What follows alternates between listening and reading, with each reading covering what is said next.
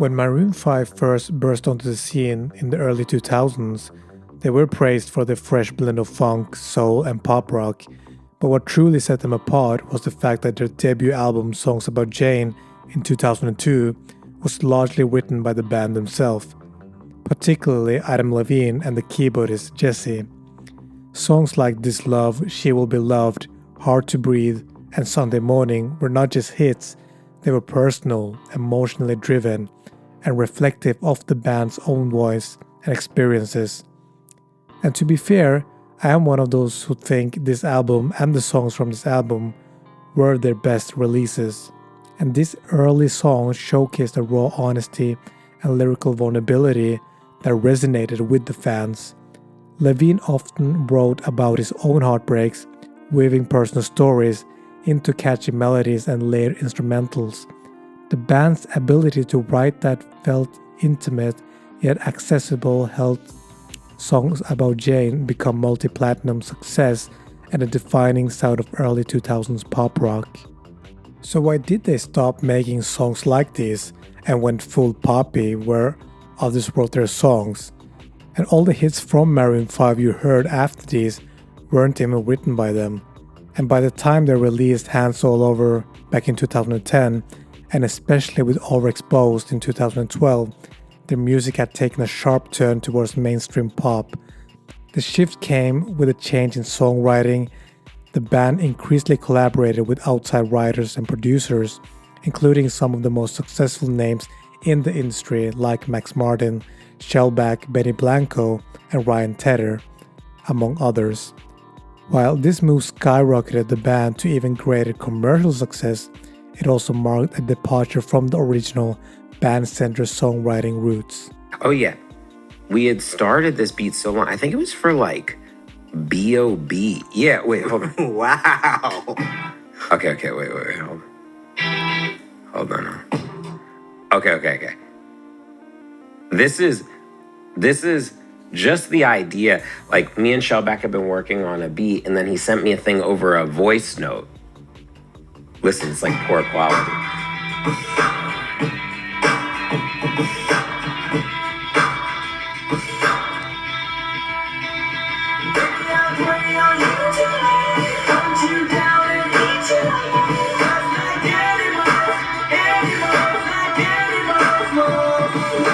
This was through a voice note that him recording.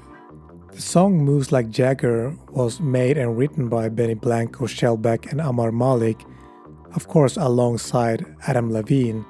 But this dance pop anthem became a global smash hit and one of Maroon 5's most recognizable songs. It was crafted with help from hitmaker Benny Blanco and the Swedish producer Shellback, known for working with Taylor Swift and Katy Perry. The song's catchy whistle hook and reference to Mick Jagger made it a summer staple. And despite Adam Levine being a co-writer, the band leaned heavily on pop producer for this one. And the next song we will look at is Payphone back in 2012. The writers here were Adam Levine, Benny Blanco again, Amar Malik again, and Shellback again, and then Dan O'Melio alongside Wiz Khalifa. And this is a breakup anthem with a twist of nostalgia, and Payphone is another product of Maroon 5's collaboration with the pop producers. The chorus is pure pop, while Wiz Khalifa's rap verse added a radio-friendly crossover appeal. And again, Levine contributed, but the structure and style were shaped by the top-tier hitmakers. The song Girls Like You back in 2018 had writers like Stara, Circuit, Diane Stone, and Jason Evigan. And this became one of their biggest hits in the streaming era, and the song was designed to appeal to a broad audience. Its simple melodic structure and clean instrumentation, which made it ideal for playlists, and Cardi B's feature gave it a cultural relevance and a Billboard Hot 100 #1 spot. Songwriters like Stara is known for crafting hits for Rihanna, Nicki Minaj, and Camila Cabello. The song Sugar back in 2015 was a huge hit, and the writers here were Dr. Luke, Jacob Kasher, Mike Posner, and Amo. And it had a strong external influence, and a sugary sweet pop love song with a viral music video Though Levine is credited, the song was developed by pop juggernauts like Dr. Luke and Mike Posner.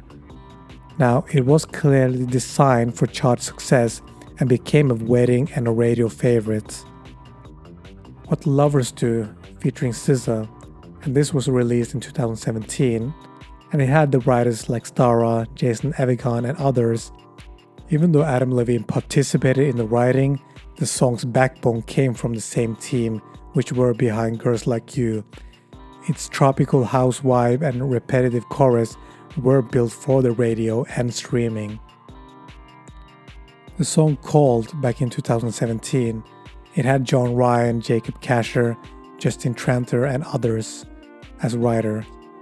And it was a darker, more electronic influenced track about emotional distance in a relationship, and it had featuring the rapper Future. So it continues the trend of Maroon 5 collaborating with pop and hip-hop writers to stay relevant. Don't Wanna Know featuring Kendrick Lamar, and the writers here were Benny Blanco, Amar Malik, Kendrick Lamar, and others. It was a tropical pop meets melancholy sound, and this song featured an unexpected collaboration with Kendrick Lamar. Although it was catchy, it marked another moment where Maroon 5 took a backseat in the songwriting and leaned on to the hit-making team for structure and production.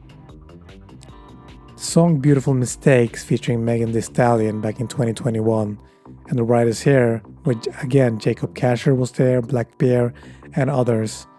And it was a dreamy breakup song with a melodic hook and a rap verse from Megan Thee Stallion.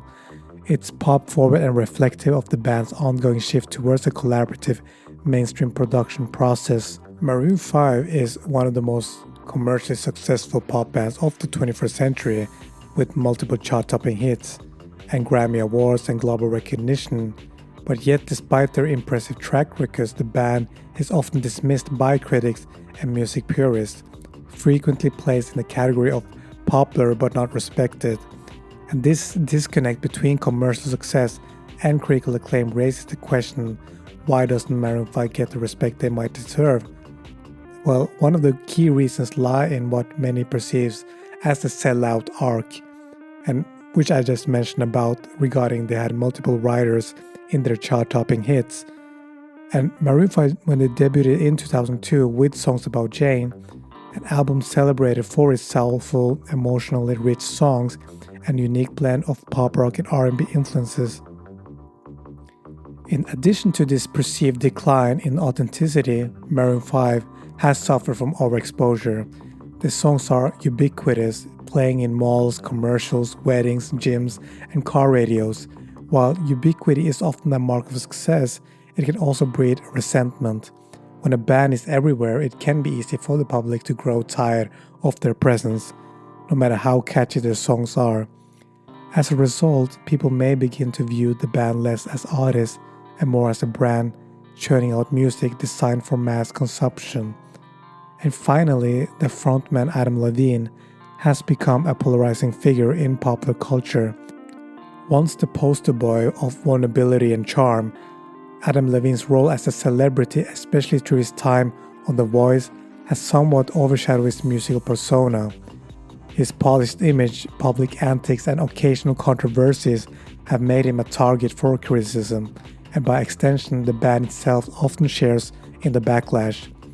The change in songwriting was not necessarily a bad one after all.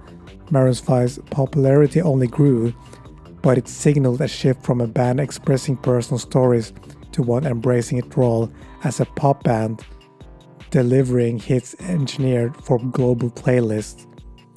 So in summary, Maroon 5's songwriting journey reflects a broader transformation seen in many bands, from passionate self-driven creators to collaborators in the mainstream music industry, and their early music stands as a testament to the originality and personal touch, while their later hits reveal a keen understanding of pop trends and a willingness to evolve. Whether one prefers the soulful honesty of Songs About Jane or the glossy hook of Sugar or Girls Like You, it's clear that Maroon 5's path has been shaped as much by collaboration